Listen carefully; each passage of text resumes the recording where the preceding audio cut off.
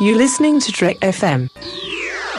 Want to join in the conversation and share your thoughts on this episode? Join the Babel Conference, our listeners' discussion group on Facebook. Just type BABEL into the Facebook search field, and we'll look forward to seeing you there. This is Steve Sansweet of Rancho Obi-Wan, and you're listening to the 602 Club.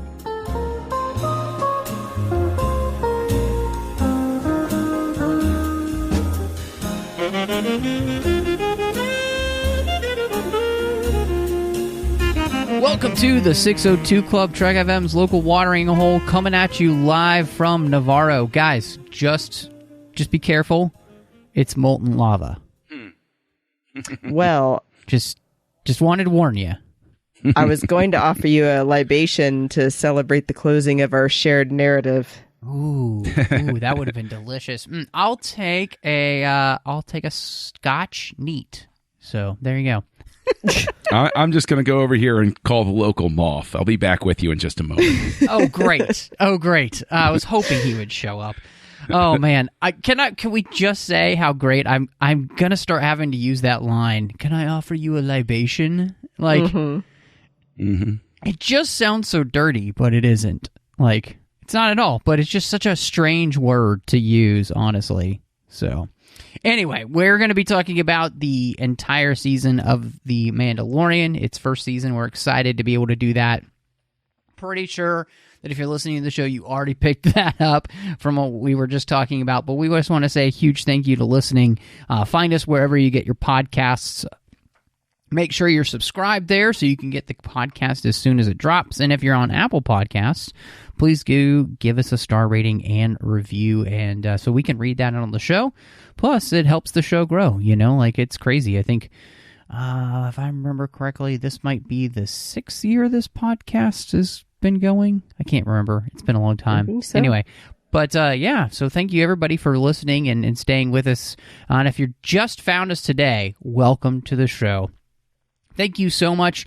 You can find us on Twitter at TrekFM, Facebook. We're on Facebook.com/TrekFM.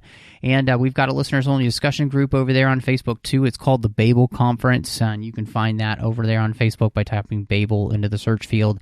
And then last but not least, go over to Trek.fm. You can find out all the podcasts we're doing here on the network. Plus, you can go to the contact section and you can send Christy and I an email if you'd like. We love getting emails from listeners. And last but not least, huge thank you to our associate producers here through Patreon, Ken, Tripp, Davis, Grayson, Ryan, Maillet, and Daniel Noah. We do appreciate their support here on the show. It is an expensive enterprise to put everything we do here on Trek FM out every single week. And so we have a Patreon where you can support us and make sure all this quality content comes to you ad-free. Except for this ad right here for Patreon. So go to patreon.com/TrekFM and see how you can be part of our team. We've got some great contribution levels that have some extra perks, but honestly, guys, every little bit helps. And so the more people supporting us, the more we can keep this quality content coming to you. Again, that's patreon.com/TrekFM. So we talked about the first 2 episodes already, so there's a lot of things that I don't feel like we kind of need to do with like the setup and everything. I wanted to kind of dive right into this with you guys and talk about this Mandalorian character that we get here as we learn his name is Din Djarin. And so I wanted to ask you guys straight up front, we're just going to dive right into it, about his character arc and story throughout this season and the things that we learn about this character. And, he's the character we're following. He's kind of the eyes we see everything through. So how did this end up working for both of you as, we've finally gotten through this first season and we've had a lot of questions answered, even though there are still a lot of questions out there? So for me, I feel like, first of all, in general with this season, there were not many drawbacks. I don't know about you guys, but it was hard to find some flaws with it. I mean, why would you? But I felt like The Mandalorian, in particular, the thing I noticed the most was the absolute refusal of him to remove his helmet.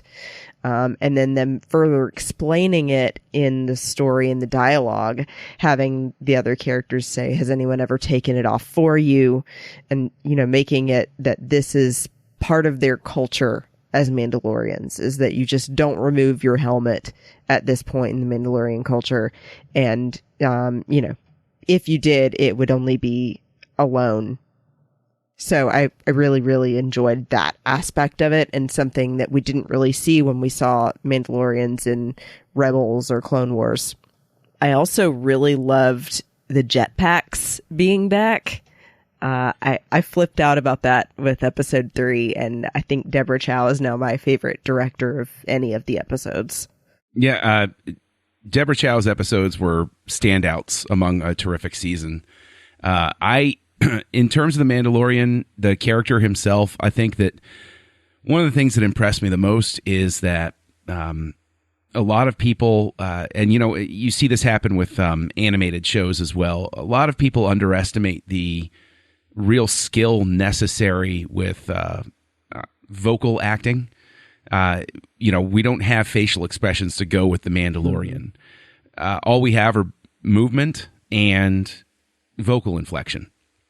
And so the vocal inflection has been great. You know what he's thinking in the way that he is saying what he says, but also the very minor physical tics that he has. When they're negotiating with the Jawas at one point, and it's not negotiating, it's after he's brought the egg back, and the Jawas are celebrating, he does just this very almost imperceptible shake of the head, and it says everything you need in that moment of, I went through all this for that. Okay. And it comes across. It all comes across in there. And what I've especially appreciated is they've used that very essence of how the character communicates to move him along incrementally in such a way that it doesn't feel like stretching it out, and it doesn't feel like a cheat.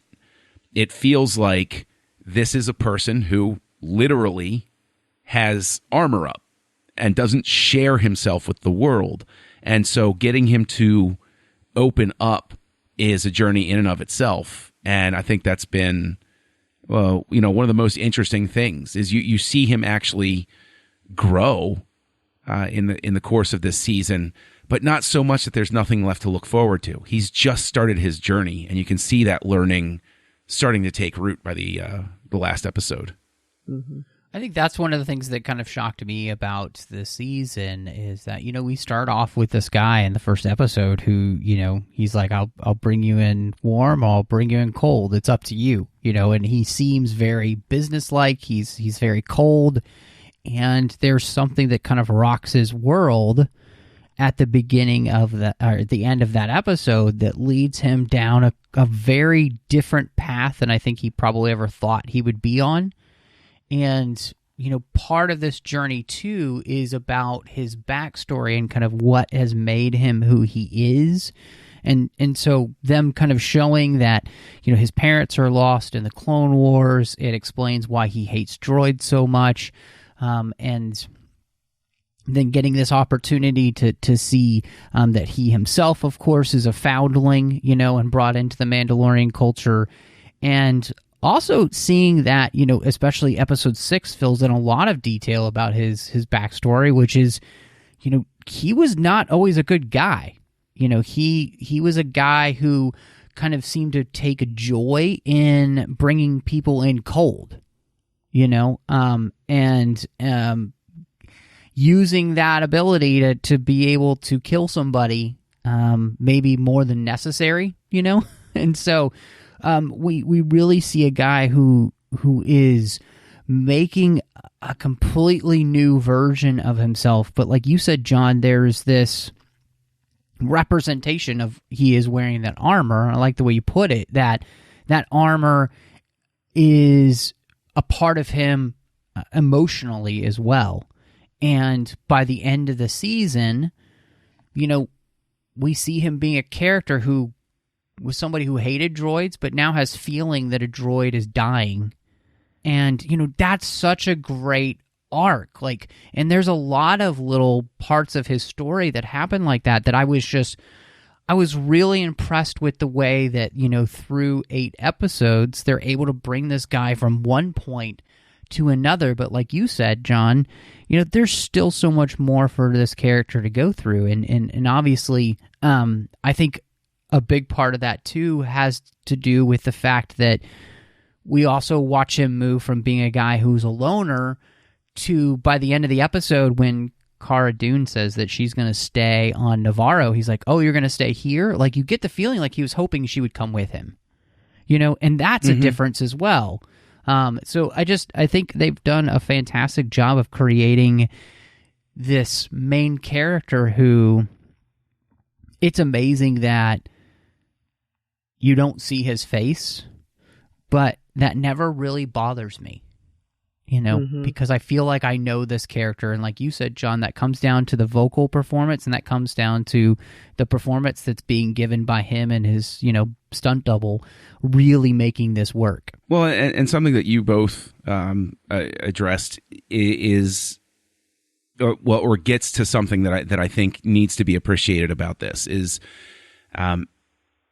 the character arc of these 8 episodes. This is the type of stuff that nowadays I'm accustomed to people cramming into 42 minutes. By the end of the first episode, you'd have found out everything about his backstory.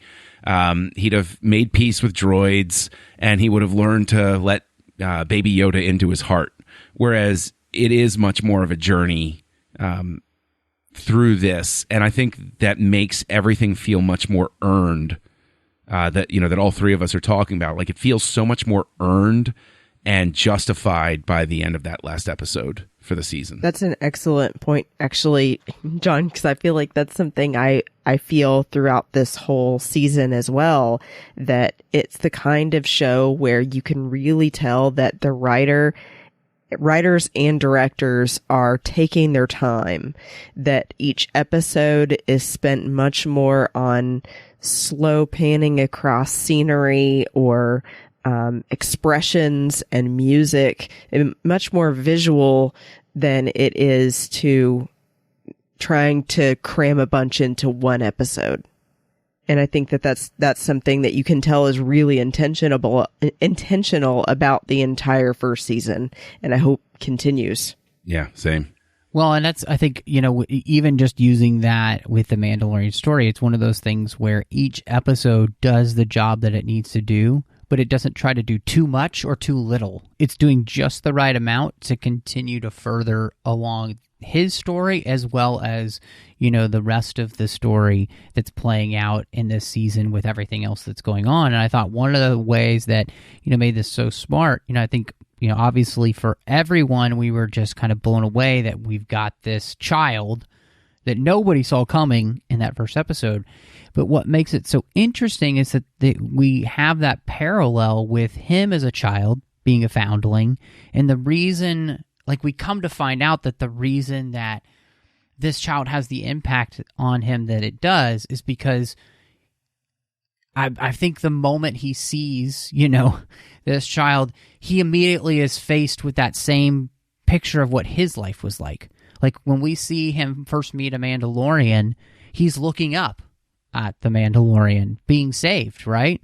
And that's exactly the picture we get in that very first episode when, the colloquial term Baby Yoda is looking up at this Mandalorian, hoping he's being saved. And that they both kind of find their clan. Exactly. Yeah. Exactly. And I think that's what makes that part of the story so smart. It's like Baby Yoda is not some sort of like throwaway or just this cuteness or whatever. No, it's actually really giving us an insight into who the Mandalorian is as a character and what his past was. And it's also helping inform then where his future is going to go as, we end season 1 and his story is moving towards him being on the hunt now for this child's clan, which, as the Armorer talks about, is these, sorcerers, these Jedi. And so who in the world he'll run into. I don't know, maybe Ahsoka. I don't know, I'm saying it could be a good thing. But like just the fact that we're on that search now is so fascinating, and it's kind of combining a bunch of different things in Star Wars, which is just so fun. Like, the fact that we spent most of the season with the Mandalorian and the bounty hunters and everything, and now we're on kind of a new mission, which is, to find who this child should be with, is fascinating. Yeah, and I think something that you get at there too is that this world building that has happened is so incredibly rich in the sense that we have a full picture of the galaxy that they're going into, what the state of it is, and with lines of dialogue about how much chaos there is. Is the world really better without an empire? Like you start to hear those seductive sorts of arguments that are going to plant the seeds for, say, for instance, the First Order coming up, or for people not, jumping on the train to believe that the Jedi can do everything for them and stuff like that. And sort of like but it presents this much more rich image of the world that they're living in. And it gives you a sense, I think one of the reasons, besides the fact that, and I'm just going to call him Baby Yoda. I know it's the child, but Baby Yoda. All right. It's Baby Yoda. I think the reason that so many of us have stayed in love with Baby Yoda isn't just the cuteness, but we see the world around him, and it triggers that very primal thing down in our little lizard brains of fear for children. What type of world are you coming into? How can I protect you? How can I prepare you? And I think that is something that is a masterstroke in terms of getting us all invested in their search, in their journey, because all we want is what the Mandalorian wants at this point, which is get this kid home and safe and protect him from the world. And that's, I think that's a big, big thing. Absolutely. And it feels like without that, you think about that's something that is a common thread with most people is mercy, and with, feeling for those that are not as capable as someone else.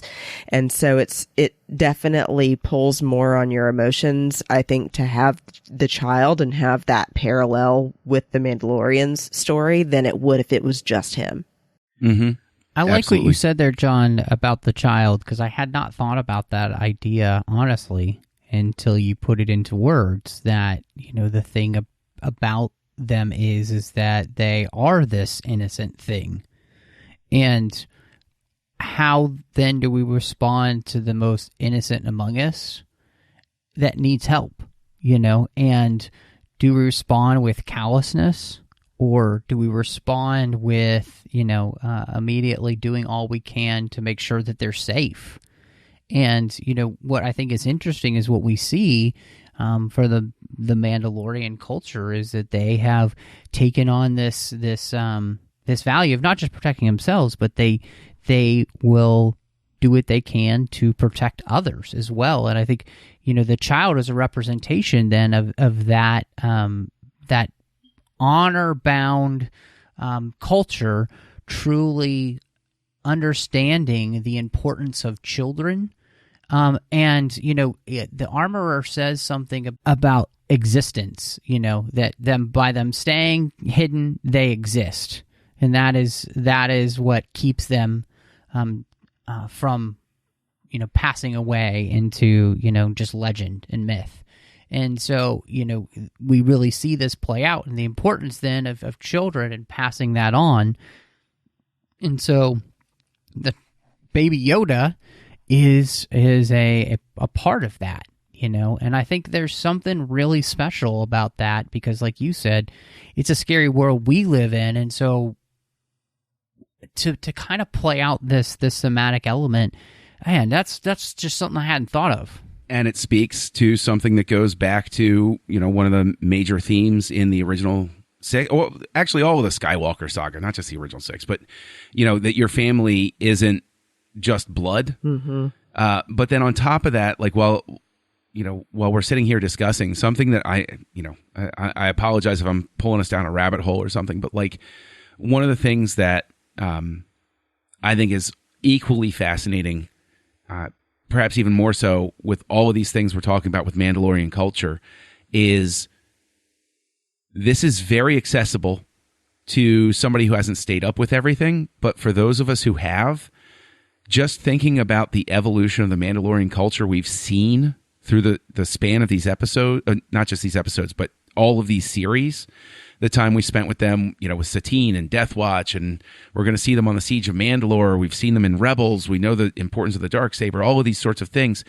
But what it all comes down to is that we see the Mandalorians sort of ennobled in a way that is fresh and unexpected, because it's something that I've always found interesting about the prequels is I got tired of the cult of Boba Fett, and then the prequels made Boba Fett cool again by way of Jango Fett, and then the Mandalorians and finding out everything about them.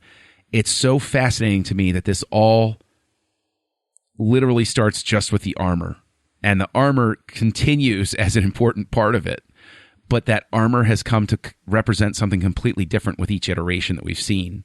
And I think that's an incredibly cool aspect of this too, is the culture itself and how much it's evolved. Yeah, because it started there from the very beginning of the whole reason that Boba Fett was cool was because of the style of the armor and having the jetpack and stuff like that. And yeah, it's completely changed from seeing Jango to now having been through, those of us that have watched the animation and now in The Mandalorian. I really love how they've made it, more to about what the armor is made of, that it turned now to talking about the Beskar and how different that is from the regular run-of-the-mill stuff you might find.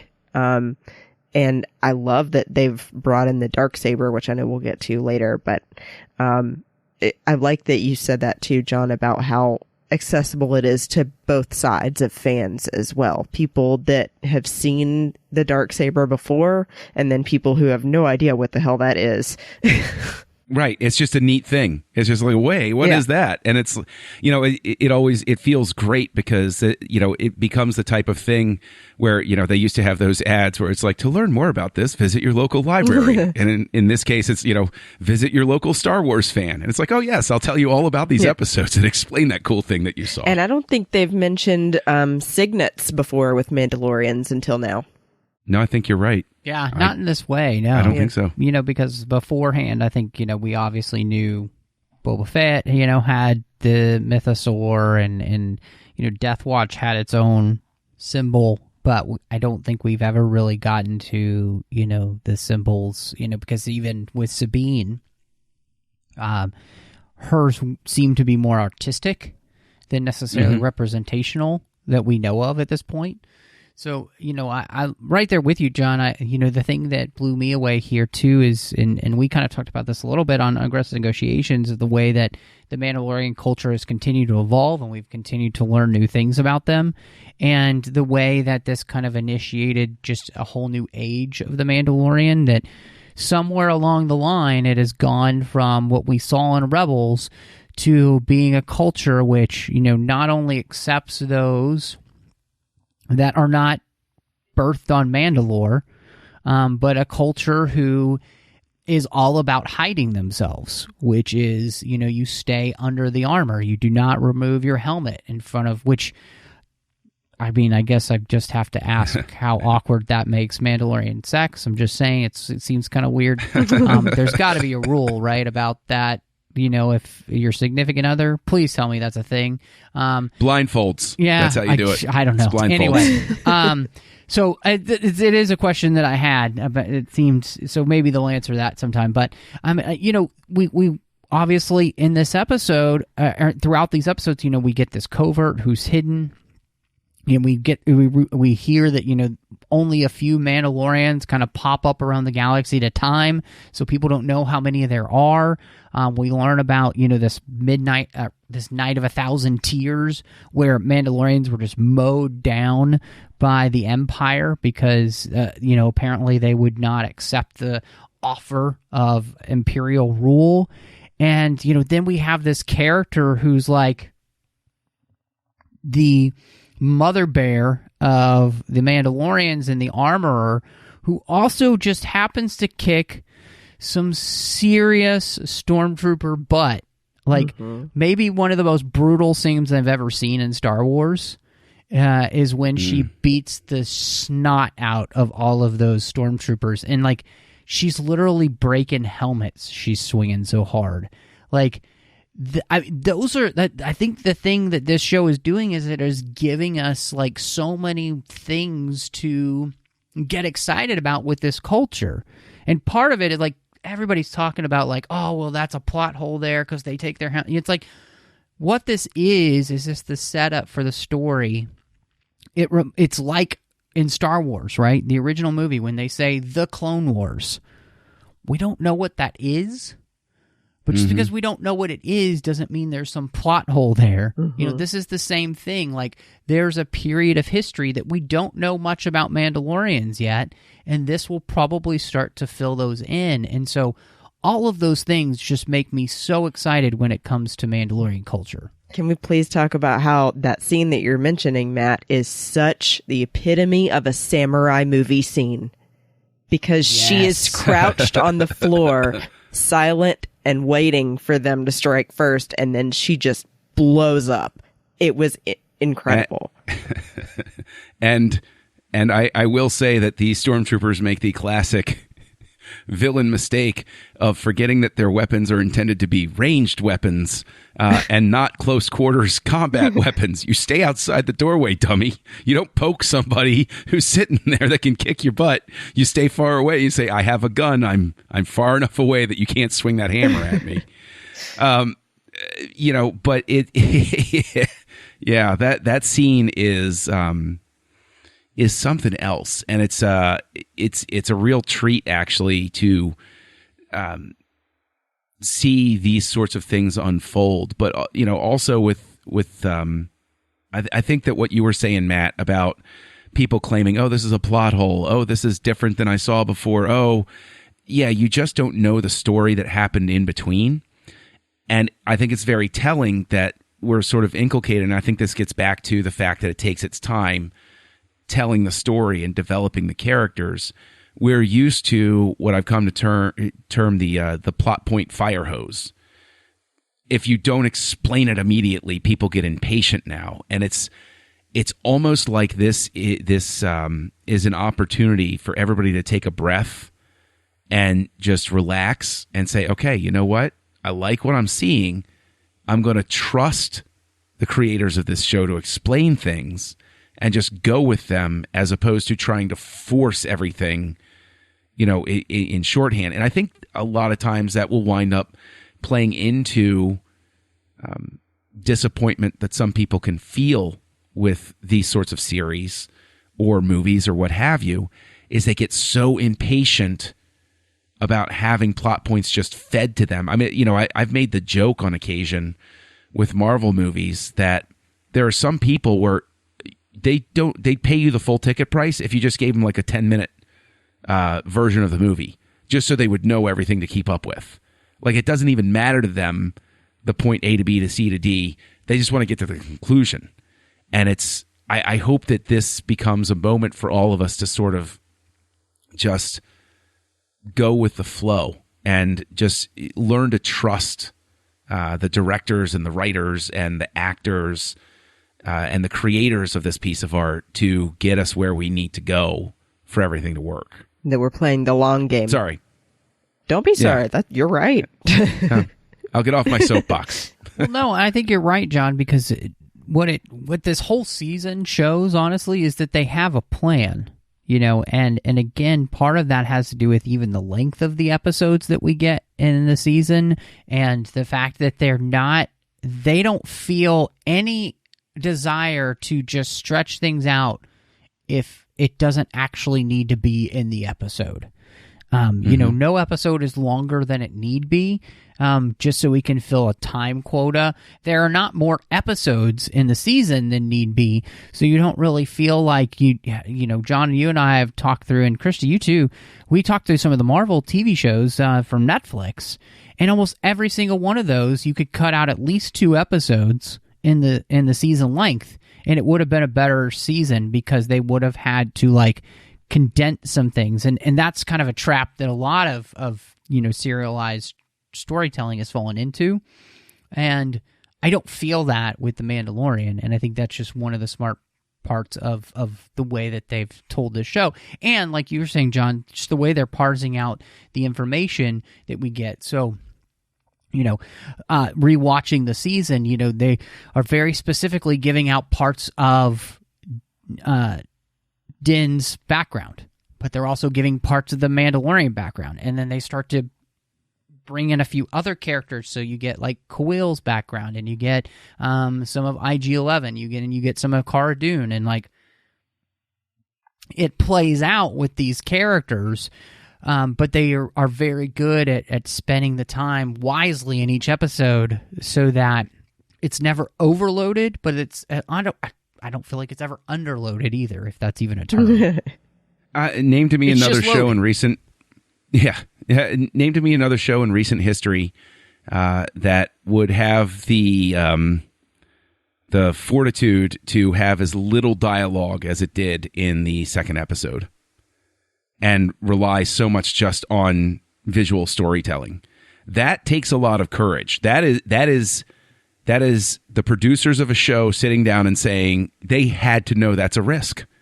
That is a terrible risk, because people they like their talkies. You know, silent film era went like by the their wayside. So yeah. I think we found the episode name. No. Before we move to anything else, a quick thing I want to ask you guys about was, you know, Star Wars is obviously famous for ships. And so what have you guys thought of the Razor Crest now that we've spent a whole season with this brand new ship? That was something I was excited about from the get-go at the panel at Celebration, because it really feels reminiscent of the Millennium Falcon in ways for me, just because it's so lived in. You know, it looks like the Razor Crest has been beat up a few times. It's not the newest ship, but it gets him from A to B. And I like that sometimes he even mentions like the cost of fuel or something like that, because it's not something that we hear a lot in Star Wars. But yeah, I love especially too when in the panel they were showing scenes about using that technique to get the ship to look as if it's flying around, you know, like we've done before. But yeah, it's a cool looking ship. It just makes me think of like something maybe a welder would be flying in. I mean, don't quote me on this, but I'm pretty sure it's the first time we've seen a bathroom on screen in a ship in Star Wars. I think you might be right. And I think that's pretty awesome, because it lends itself to that lived-in thing. I adore the Razor Crest. I got as a gift from a friend the little Hot Wheels Razor Crest, and it's right up there next to my Ghost and Shuttle Tidarium, which is a place of honor, in case anybody is wondering. And as much as I love the Razor Crest, I also desperately want a model of the Starfighter that the other bounty hunter was flying to try to shoot him down, because I thought that was a terrific ship design as well. So, you know, high ship design marks across the board for the Mandal. And TIE Fighter with folding wings. Yeah. Always going to have a special place in my heart. Super cool. That's show me something I've seen before, but just a little bit different, that does a cool thing where I go, oh yeah, that would make it easier to park. Yeah, I'm on board. I kind of like to think of the Razor Crest affectionately as the Mando Minivan. It's kind of what it looks like, you know, and now that he's got a kid, it just, it really makes sense. And yeah, I'm right there with you, John. They've brought back some cool ship designs, obviously, from like the Clone Wars, those gunships that the Magna Guards were in. We saw that in episode 6, along with some really, maybe the coolest, squadron of X-Wings and pilots we've ever seen. So definitely the coolest pilots outside of Luke. Exactly. True. Really want to fly with those guys. So that would be really fun. Trapper Wolf just looks like he'd be a fun guy to have a beer with. And so, no, I'm right. I think they've done a fantastic job. Even just like in the speeder designs that we've seen, like in the very first episode where, the guy does the whistle and he calls the droid run and he's like, no droids. He's like, but it's the newest model, just things like that. It's just good.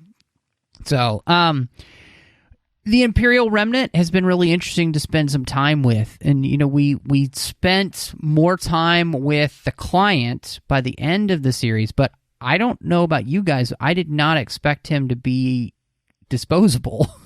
I like that. I have a friend who hates when people played by name actors or personalities like Werner Herzog are iced in a TV show. But what I love about it is it heightens the sense of danger for all the other characters. I believe people can die in this show. And as much as that little part in the back of my brain said when Mandalorian is hurt and, he's convinced he's going to die, as much as I know in my heart, I'm like, man, it's been greenlit for season 2. There's no chance he's going to die. Because I've seen a very important character die just beforehand, it layers over, wait, are they going to pull a sleight of hand on me? Are they going to is somebody going to take the helmet? Like what's going to happen here? And so it introduces that aspect of danger, I think, that is important. And, even Kuiil getting killed is, I think, very important to giving you that sense of real danger and stakes for the characters. Yeah, I have to agree, especially as far as it goes with Kuiil's death, because I think that you need things like that to give, like you're saying, John, stakes for the characters and for the audience to care about. Up until that point, it was like he hadn't really lost anything. So to have a character like that he's built this relationship with over a couple of episodes now, to then have that kind of ending was rough. Yeah. Yeah. Really rough. Yeah, I think what you're saying, John, makes a lot of sense, because, the client is this character to which we think is, the big bad. But it reminded me of, in The Empire Strikes Back, when we learned that Darth Vader's not really the big bad. Like, there's another guy that's even worse, And so right. When they introduce Moff Gideon, and he's just willing to kill indiscriminately his own people, he has a Vaderishness to him. Like, he just is like, he just does not care about these people. And apparently in the Imperial Remnant, I guess it's easy to hire ex-stormtroopers looking for a job, and they don't care if they die, so... Well, maybe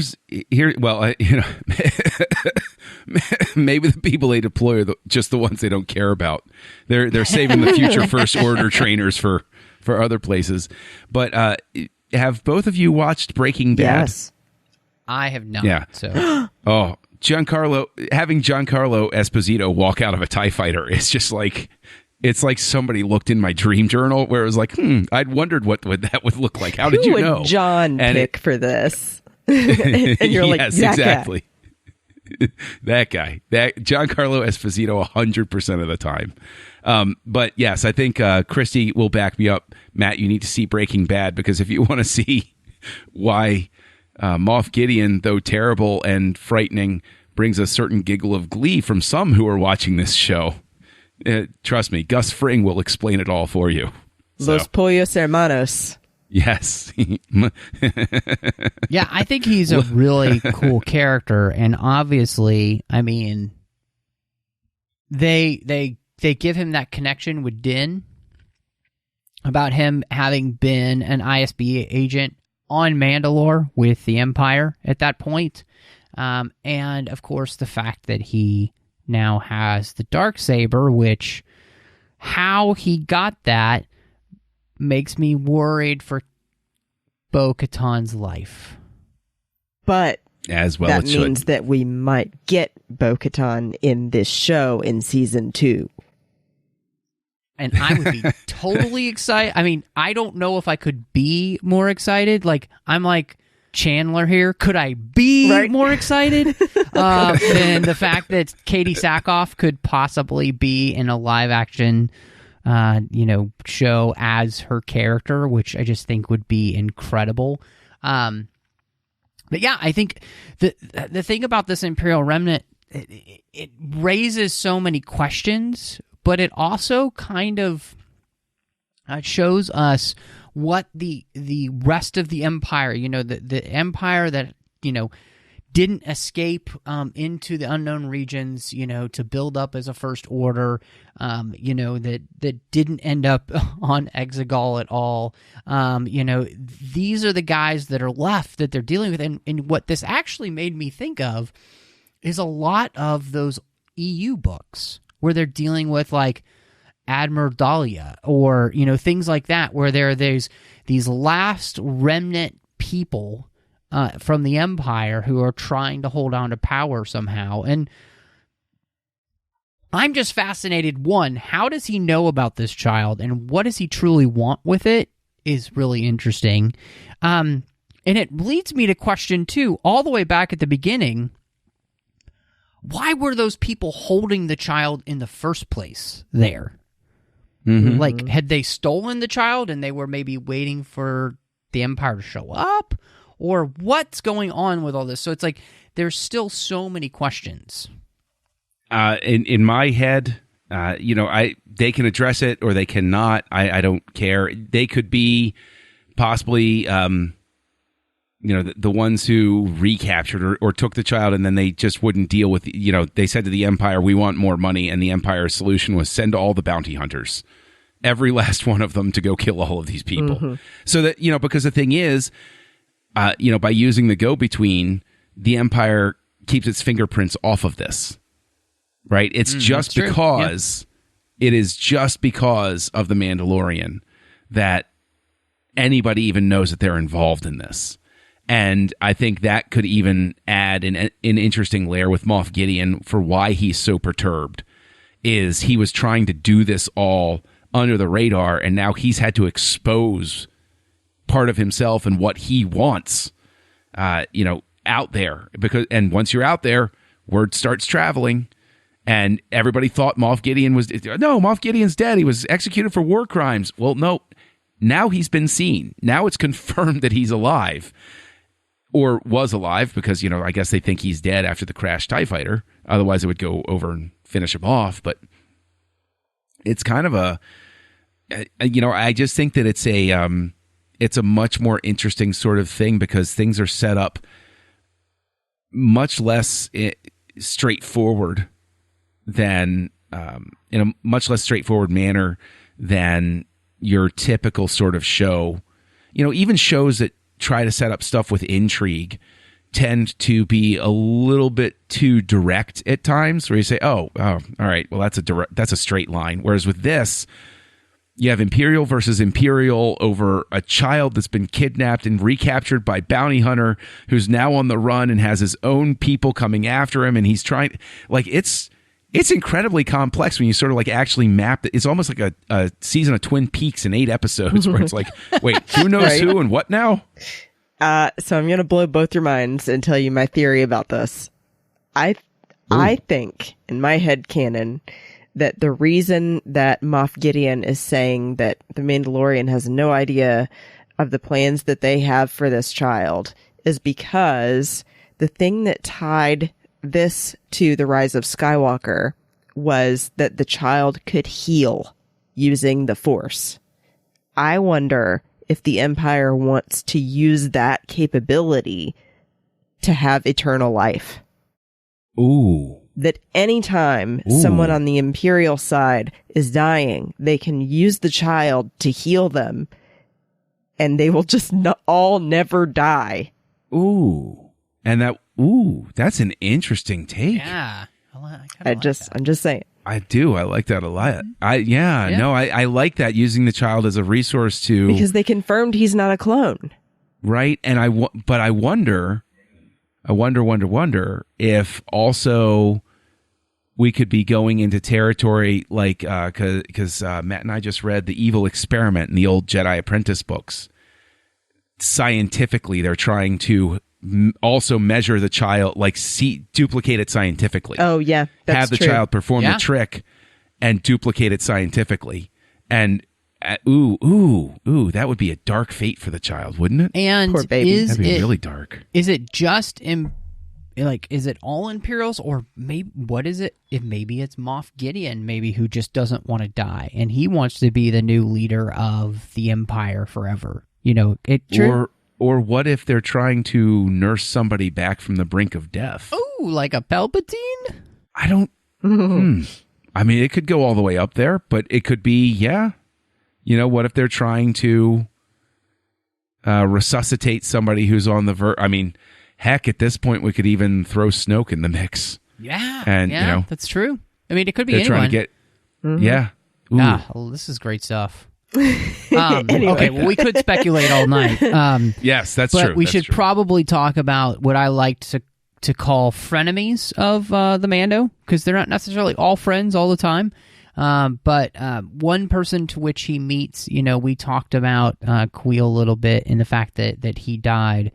But one of the things I loved about his character was just the fact that the Mandalorian could continually go back to him and ask for help, and that he would help. And that there had been this bond forged between them of respect and honor. And I just thought that was a really neat thing to see, especially, for Kuiil, who is choosing specifically to kind of be in this fight.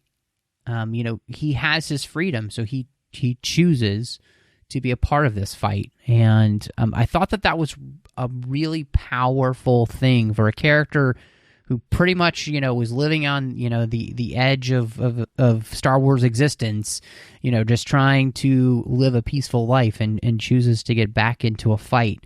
I thought that was really interesting, because it kind of plays out that theme that, there are things that you just can't let go. Good men don't sit by and let evil happen. And Kuiil is kind of a person that lives that out. And of course, pays the ultimate price then as well, trying to protect the child, which I just think is a really strong story.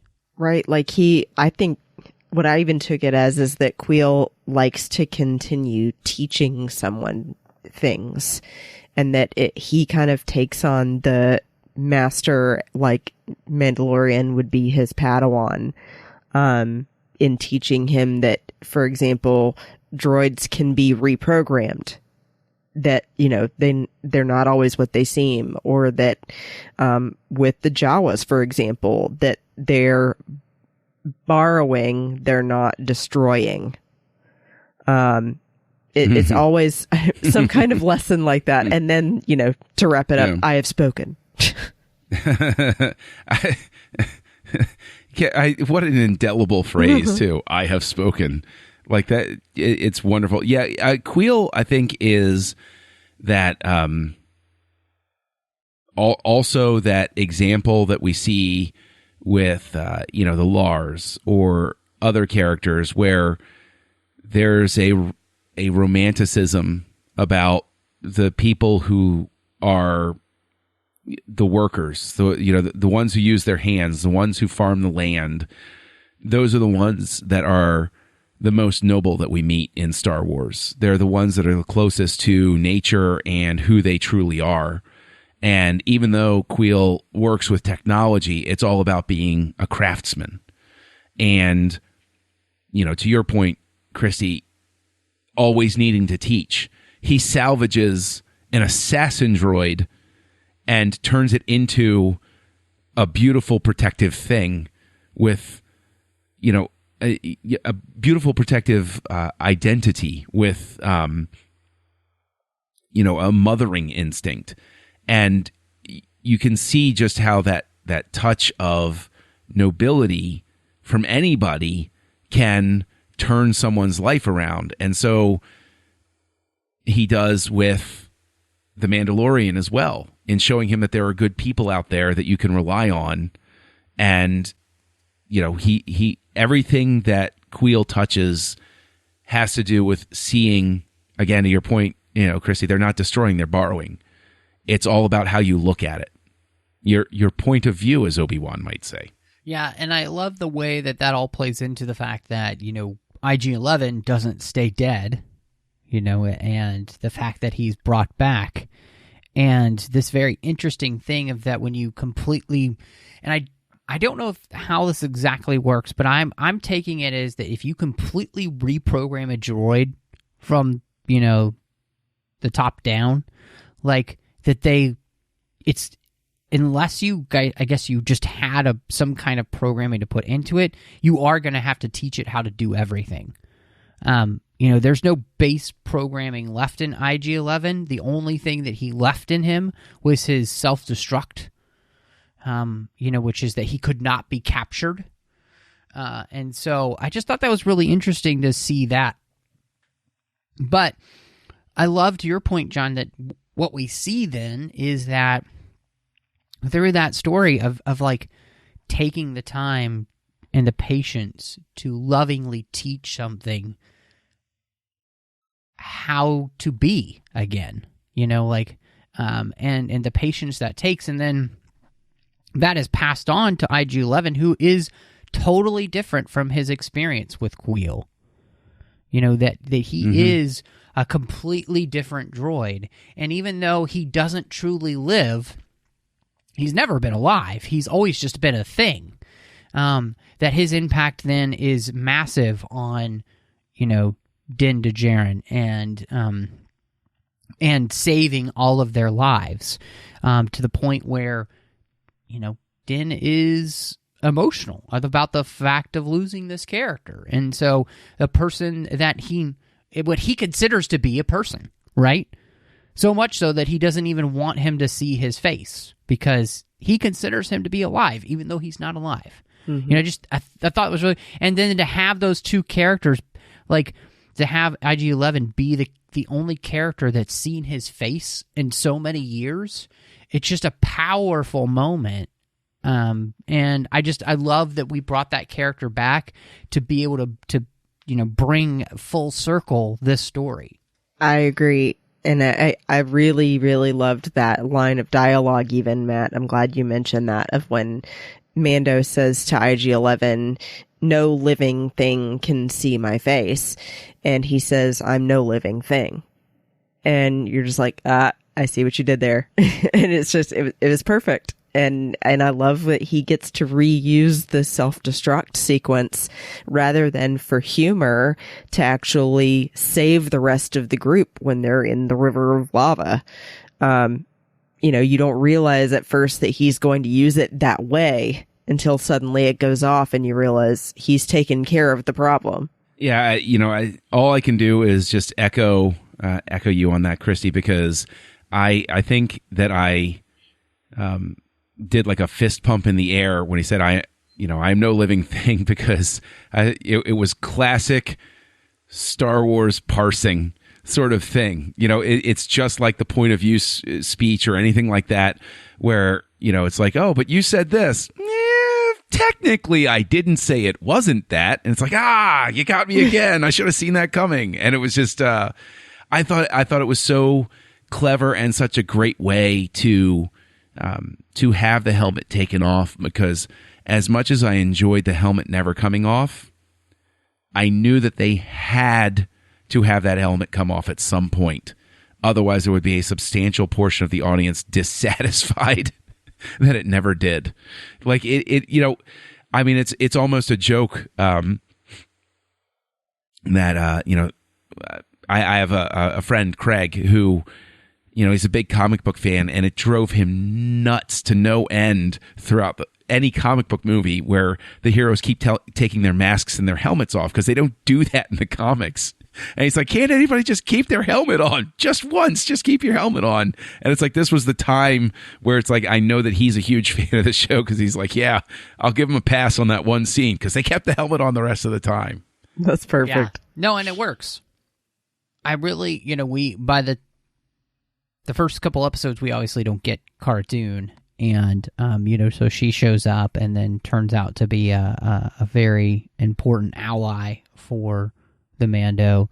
And so what did you end up thinking of, her as a character, since, she is kind of one of the main characters in the show, along with the Mandalorian? It was interesting. In the first episode she appears in, I wasn't as fond of her as I expected I would be. And then I warmed up to her in the next episode and on. And I think it was just the directing of that particular one, because it just felt like it wasn't her best foot forward. And it really wasn't seeing a lot of Cara Dune in that episode either. So I really started to like her a lot more once I saw, she and Mando teaming up again. I really like that they used her MMA background, Gina Carano's, because it finally became clear why they picked someone like that to play that role. That they wanted her to be this like combat kind of person that would drop down. I love that they call her a dropper in the show. I think that she was really great at showing a soft side in addition to that as well. And I think that it was cool seeing her character arc. I think that she really has a long way to go, and I hope maybe they'll keep her and Mando teamed up again in the future. Yeah, I've been a fan of Gina Carano's for a number of years. For anybody listening who has not seen the Steven Soderbergh movie Haywire, I highly, highly, highly recommend it. She stars in it. He saw star-making material in her before anybody else did, I guess. I really like Cara Dune. She seems like, I'm trying to think of the right way to phrase it, but she reminds me of a lot of friends that I've had through the years, where she has a lot going on behind her eyes, and that she's choosing what to share with you, and that there's a lot more happening than she's going to let on. So in a sense, she has an armor too. It's just not as obvious as Mando. So it seems natural that the two of them would find a kinship, because they operate the same way. It's just, she just doesn't put a helmet on about it. And her armor is just herself and her eyes. And I think that is something that they really were able to, to just really leverage a natural gift that I think Gina Carano has to play this sort of character. And, I'm a big fan of her. And did you love when they have him say, they're imps, that she's like, I'm in? Yes, that was great. She hates them so much. That was great. Yeah, I mean, I really liked her from the beginning, and I think she just kind of got better throughout each of the episodes that she was in. I thought she added a lot to the show, and I think it's what's nice. And one of the things that I was noticing, especially that last episode, where she is so adamant about saying, I'm not going to leave you. And like you were saying, John, you get the feeling like there's something behind this, like that maybe, she lost one too many people as a Republic drop trooper. And that's one of the reasons she left. It wasn't the reason she said earlier. It was, losing so many people. And I loved the way that she, especially too, when, he shows back up again with IG-11, and she hands Baby Yoda off, and she's the one who takes the Mando on her shoulders to help him walk. And there's this real connection between these two characters, which I think is really fascinating. And part of that too even goes back to that first episode where she's introduced, and they're sitting there, and they've been on the planet a couple weeks after all of the kerfuffle has gone away. That they helped chase away, and she's talking to the Mando, and she's like, you could just take that helmet off and live a happy life here.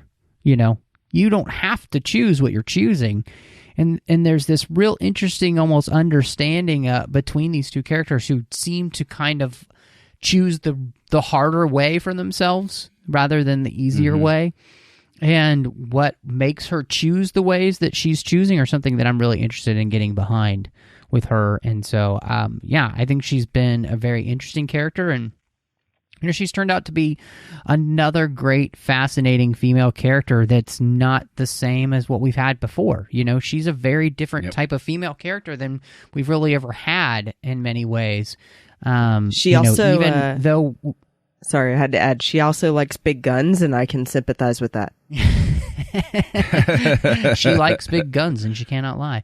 No, I absolutely agree. It's just, I think what makes her interesting is that even though we've gotten kind of really cool BA characters that are female before, hers is very different. She's a bruiser and she's a fighter before anything else. And that's even different than, characters we've seen like Sabine or Hera or, these other fighters. She's definitely in a different category. And so I think that's exciting because it just adds to the tapestry of Star Wars. And, I think lastly, Greef Karga was really interesting for me as a character because, he's that kind of wishy-washy guy. He's kind of out for himself for the most part. But his brush with death seems to have possibly made him choose a side, which I thought was kind of interesting to do with that character. But I'm still not quite sure if that he might not turn on you if it was in his own best interest. Yeah, I wouldn't trust Greef Karga too much, but I do think that I think that Carl Weathers also does a really good job. That the way he was behaving makes so much sense, especially when you get to his history. Former Imperial magistrate, you're like, oh, no wonder he's such a blowhard. He's a former bureaucrat. He's I'm important, and I'm going, and he puts on this act. And when you see him in that scared moment, come on, baby, do the magic hand thing, right? When you see that fall away, you see that there's a potential there. Maybe this is his first step on a very long journey toward, respectability and decency, but he's still, a bounty hunter guild member. He still doles out assignments. So you got to imagine that there's, he's not, tearing up the book and saying everybody's free to go. He's still sending out gank killers to track people down across the galaxy. Yeah, I think that he's going to end up still being someone who's a little bit swindly because I think that it's too much in his blood at this point. Case in point, too, my husband and I noticed that during one of the final fights, he stops to take a drink from the bar. While they're being gunned down. Hey. He's like, you might as well.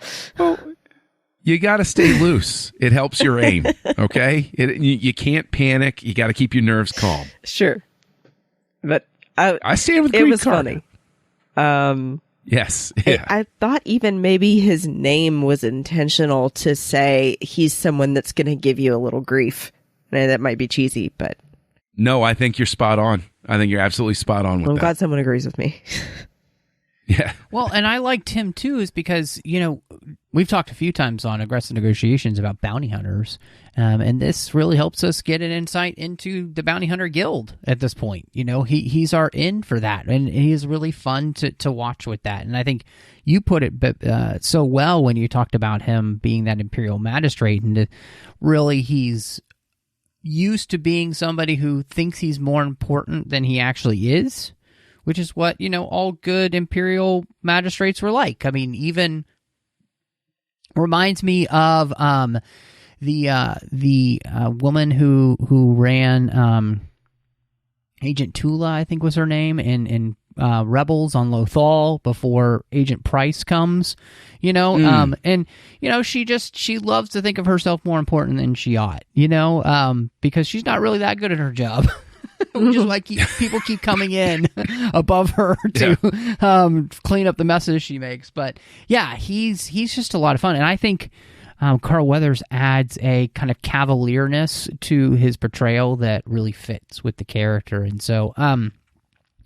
Well, we talked about the music in the very first episode. We talked about the Mandalorian in where we talked about episodes 1 and 2, and honestly, I don't think that changed much for any of us. I think it only honestly just got better with what Göransson was doing throughout the series. So I don't think we need to touch on that. But I did want to ask for you guys, 8 episodes, we've talked about all these amazing things that have really worked for us. Was there anything about the season, or is there maybe an episode where you just felt like this one didn't maybe work as much for you? So I have to say that the one thing that really didn't work for me as well was, although the final episode, The Reckoning, I'm sorry, not The Reckoning, Chapter 8. Redemption. Yes. Thank you. Although the redemption had a lot of really great parts, I did feel like at times it felt too expositional in the dialogue to where they did need to go back to more of the visual storytelling rather than having Giancarlo Esposito explain it aloud in the dialogue. I think that it felt too wordy and something that you could have just shown me in a different way as a flashback, maybe. And in particular, I mean, when he's saying how Moff Gideon knows each of them, that just went on too long to me. I could understand that criticism. If I were to offer a criticism of the 8th episode, it's that the biggest thing I have to go along with is that IG-11 takes Baby Yoda into danger when he's supposed to be protecting him. Yeah. And it's one of those things where, I understand why it had to happen that way. But it was, maybe a little too, I don't know. It was probably the only way to solve the problem of getting them all back together. But, it wasn't natural. As it may. I get what you're saying. Yeah. For me, I would have to say I'm trying to remember which episode it was in the order. I think it was the 5th episode when he went to Tatooine. Was that the 5th? The 5th episode when he went to Tatooine. I like the episode. I like it a lot, actually. But it's such a pivot, between the first and the last arc that it's almost disorienting.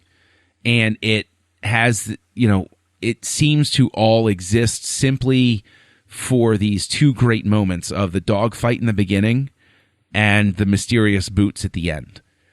And it's one of those things where it's like, it seemed like a long way to go for those 2 moments, which felt necessary, but almost as if these are, there's almost like a prologue and epilogue nature to those moments that could have happened at other episodes, as opposed to justifying this pivot point here. I did enjoy the fact that you got to see Tatooine, that you got to see how things had changed, that you got to see the Tusken Raiders from a different point of view.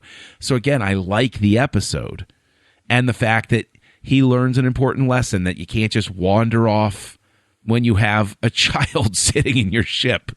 Like that's a horribly irresponsible thing to do.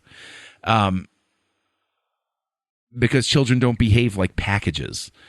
But I don't know. It's just, that's the one where it's just such it's almost like the entire episode itself is just to gear shift from one arc to the other. And I just think that as a result, it could have been written a little bit more smoothly than it was. Yeah, it's funny because that episode is directed and written by Dave Filoni, which I'm a huge Dave Filoni fan. Obviously, I think anybody who knows me knows that. If you've seen my Twitter, I love Dave completely. There's nothing about Dave I don't like. But this was not the strongest episode of the season. I do feel like, for me, that was probably just the weakest episode of the season for me. And I think what you said, John, is where there are some important things that do happen in the episode. But I think the biggest thing for me was that the actors chosen were not strong enough for the roles. I didn't love the guy playing the bounty hunter that he's working with, and I didn't love the person, that is running the docking bay. Those two just kind of, they didn't quite mesh with the I guess the quality of actor that we've been working with so far in the series.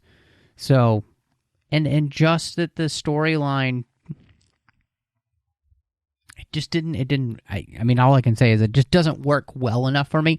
And part of that is, like you said, John, I feel like, that end is fantastic. Like, you're like, who is this? And we're still wondering who that is, when that's going to come into play. But it didn't seem to be quite enough to justify the entire episode. So maybe that will be one of those episodes like, in Rebels, which I'm sure it will be, where in the first season you're like, why are we doing this episode? And then by the end of the season you're like, oh, we're doing that episode because the Purgle are actually going to be the thing that saved the rest of the whole season, like the whole thing. So maybe that'll be where that kind of thing comes in, where in 2 or 3 seasons we're like, okay, that makes so much more sense now. And it's I don't think that it takes anything away from Filoni to say that, Oh, no. I think any director would be happy to, look at something, and I'm sure that they can pick apart their own work better than we could ever hope to. But, like I said, I still enjoy the episode. It's just out of the whole arc, it's the only one where I'm kind of like, there are a couple of things maybe didn't work as well as they'd hoped they were going to. Sure. So, ratings for you guys for season 1 of The Mandalorian. Well, I mean, I rate it pretty high. I would say, if we want to go, do you want to go out of 5 or out of 10 for consistency? Let's do 10. Okay. Yeah. Out of 10. So, out of 10, I'm going to give it I'm going to say self-destruct sequences. 8.5 out of 10 self-destruct sequences. I did mean to say that the thing that worked for me the most out of the entire thing, I was thrilled that they brought in members of the 501st Legion to be in the show.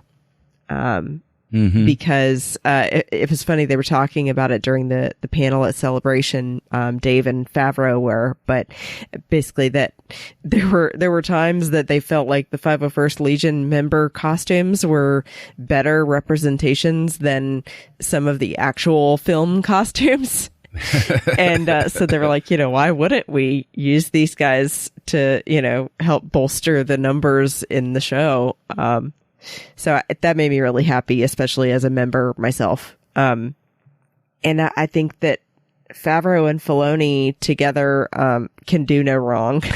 I was so thrilled to see the two of them working together on this, and that it really revisits those Western and samurai roots that George loved, that created Star Wars in the first place.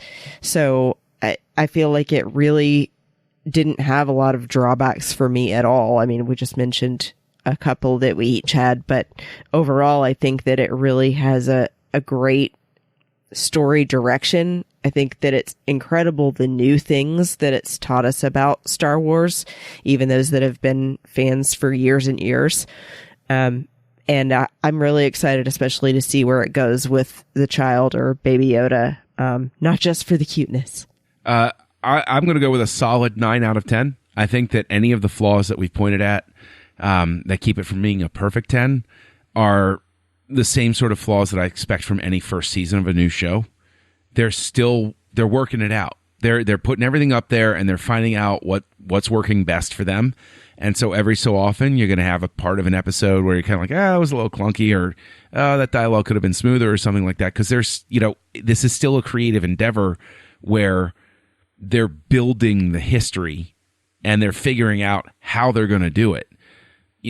And if I were to rate it on a scale of like other first seasons for shows that I stuck with, I mean, it's a 10 out of 10 on that sort of scale, because, I mean, everybody loves to go back to the first season of Star Trek: The Next Generation, and woo, that one was kind of rough, So like if I compare it to other series where I was, pretty much ready to go from the start, this is a terrific beginning.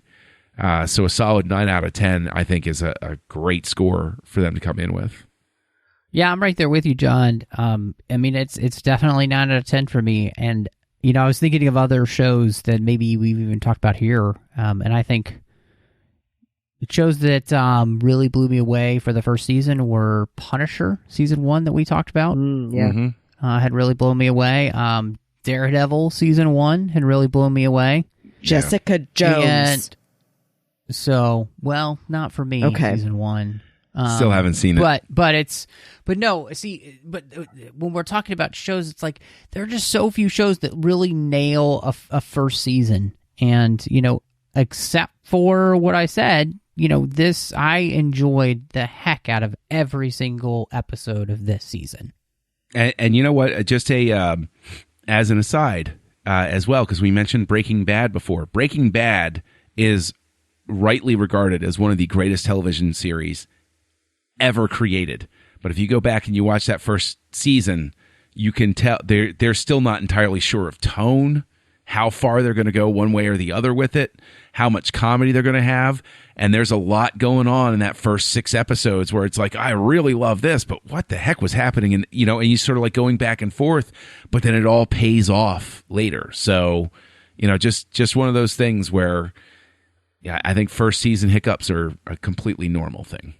Well, I mean, can't wait for season 2 now. Gotta wait till the fall. But luckily, Star Wars wise, we've got the return of the Clone Wars at the end of February, which I cannot wait for. And we will talk about that show, but we are going to wait till the very end of that season to talk about it as a whole. So we've got some great stuff coming up here, though, on the 602 Club this year. We're really excited to get into, Christy and I, and fun guests like John dropping by. So, John, if people do want to catch up with you, see how things are going, and what you've got going on, where can they find you online? Right now, you can find me as Kessel Junkie. Right now, you're always able to find me online as Kessel Junkie. Usually hanging out on Twitter, regrettably, and I spend a lot of time on Letterboxd. Every time I watch a movie, I offer snippy comments here and there. And you can find me over on the Nerd Party Network, co-hosting a show with you, Matt, about Star Wars called Aggressive Negotiations, a Star Wars podcast. And we have a bit of fun over there as well. But and there's one or two top secret things going on, but I'm not allowed to talk about those yet. So if you want to find me, you can find me on Instagram and Twitter at Bespin Bell. And in addition to doing the 602 Club here with Matt, I'm also on a couple of other shows. I do one with my friend Teresa Delgado called Sabers and Spells. And that's pretty much all about geeky stuff that she and I want to talk about. We're changing up our format a little bit now to where it's going to be much more laid back conversational and not quite as outlined and scripted. So I hope everyone enjoys that. And it's on the Skywalking Through Neverland network called Skynet. And I'm also on a show called Planet Leia on the Fantatrax network, where once a month I talk with 5 other women from around the world about Star Wars. And lastly, I do a segment called Fashion in 5 on the Star Wars Report once a month about men's and women's Star Wars fashion. So all Star Wars all the time. You can find me here on the network. I do a show with Chris Jones. When we get a chance, we do The Orb, where we talk about Star Trek Deep Space Nine. Over there on the Nerd Party Network, next to Aggressive Negotiations, I do Owl Post with Drag Kaufman, as we talk about Harry Potter each and every week, one chapter at a time. And then last but not least, talking about films through the lens of faith with my good friend Courtney over on Cinema Stories. But thank you so much for joining us. And may the Force be with you.